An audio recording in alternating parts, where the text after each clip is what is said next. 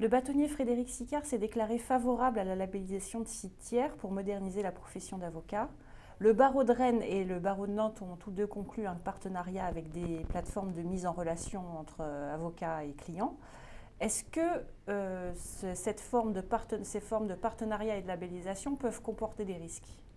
Alors, il faut bien distinguer ce qu'on appelle par labellisation. Alors, il y a soit la labellisation qui consiste à attribuer un label à une société qui répond à un certain nombre de critères qu'on aura prédéfinis et qui est totalement indépendante, les avocats étant par ailleurs totalement indépendants. Et donc là, ça, a priori, ça ne pose pas de difficulté, sous réserve quand même du droit de la concurrence. Soit il s'agit de se mettre au service d'une société commerciale, et là on va avoir des difficultés nécessairement, et nécessairement des violations des règles déontologiques. Donc la prestation de l'avocat va donner lieu à une perception par la société d'une partie de l'honoraire. Donc c'est le partage d'honoraires, et vous savez que c'est formellement interdit pour les avocats. L'interdiction du partage d'honoraires est au cœur de toute la problématique aujourd'hui des plateformes de consultation ou de mise en relation, puisque systématiquement on a cette difficulté qui survient. Alors ça prend différentes formes, c'est de temps en temps on prend c'est une part de la consultation téléphonique, c'est le temps passé, il peut y avoir plein de formes différentes pour essayer de maquiller en fait ce partage d'honoraires, mais il existe la plupart du temps. La seule chose qui est acceptable lorsqu'un avocat participe ou un ordre participe à une plateforme, c'est de payer une somme forfaitaire, quel que soit le nombre de dossiers, et une participation aux frais techniques.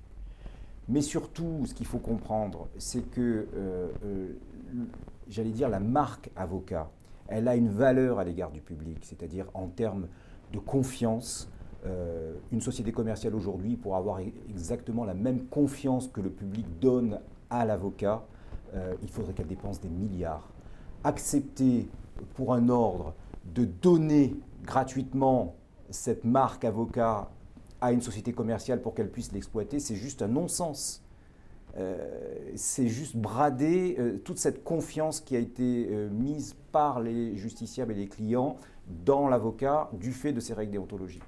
Et donc, ce qui est dommage, c'est que lorsque les ordres acceptent comme ça de se mettre au service d'une société commerciale, de mettre les avocats de l'ordre au service d'une société commerciale, et bien ils bradent tout ça et ils mettent en difficulté même les avocats, me semble-t-il, puisqu'ils violent leurs règles déontologiques et les problèmes de confidentialité au-delà du problème de partage, puisque à partir du moment où vous avez un intermédiaire qui fait reformuler une question, on sait que nécessairement on a une violation du secret. On ne pouvait pas d'un côté dire aux avocats, vous ne pouvez pas aller sur les plateformes parce qu'elles vous poussent à violer les règles déontologiques, et en même temps, ne pas leur proposer une solution de rechange. C'est la plateforme avocat.fr qui est la solution de rechange aujourd'hui.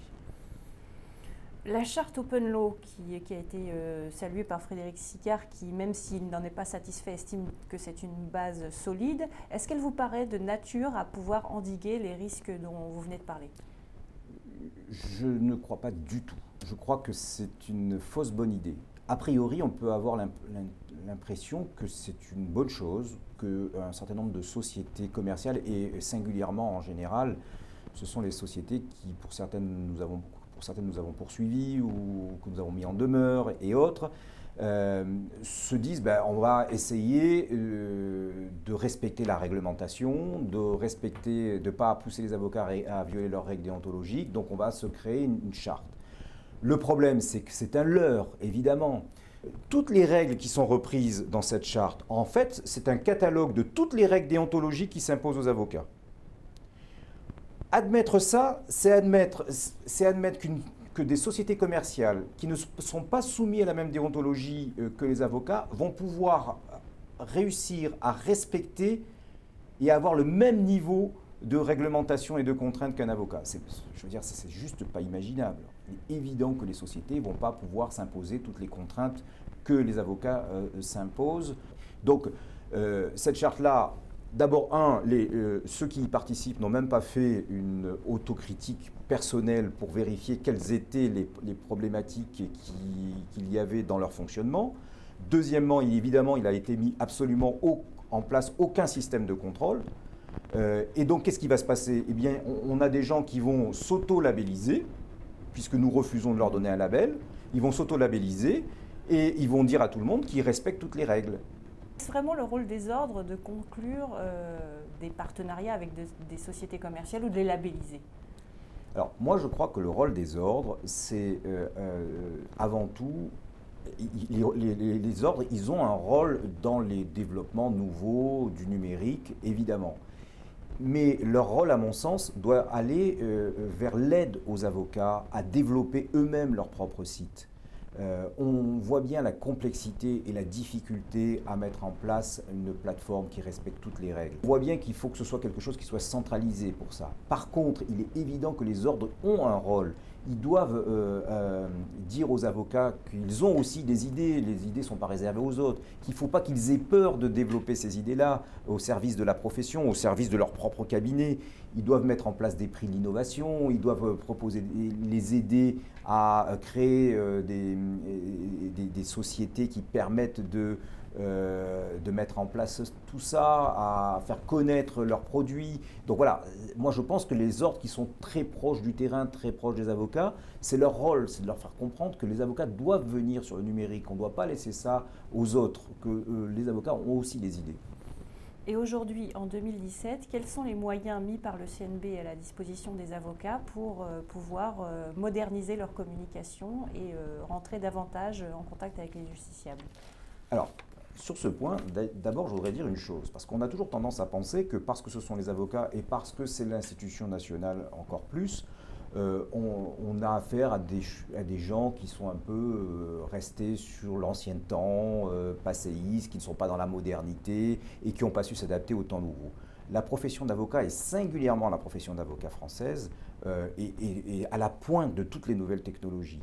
Et je dois vous dire que d'abord, la profession a relevé le défi de la dématérialisation des procédures et ce qu'on a mis en place au travers du RPVA est unique en Europe. Tout le monde prend en exemple ce qui a été fait.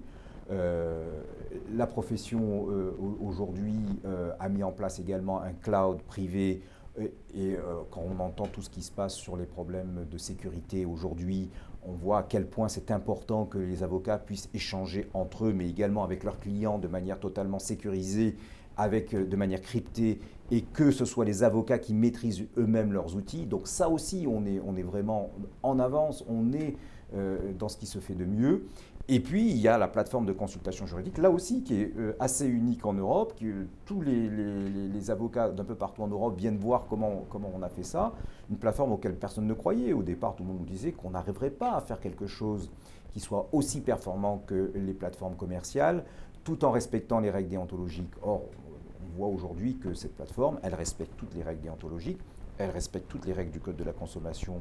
Et d'ailleurs, on a eu un contrôle de la DGCCRF il y a 15 jours, qui a absolument rien relevé, si ce n'est un tout petit point de détail, mais qui vraiment nous a donné un satisfecit sur la manière dont on avait fait le site. Et je dois dire qu'il y a peu de sites sur le marché qui peuvent en dire autant.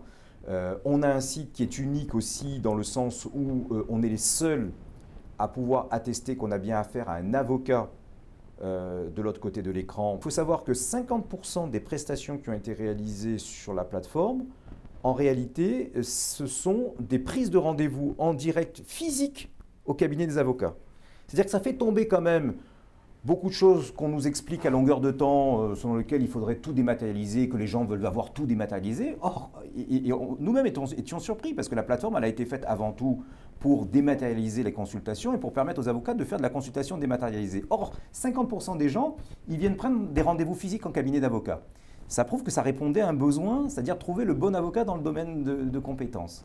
Et ça prouve aussi que les gens ont besoin encore d'avoir de l'humain dans un grand nombre de domaines. C'est pas inintéressant de voir ça.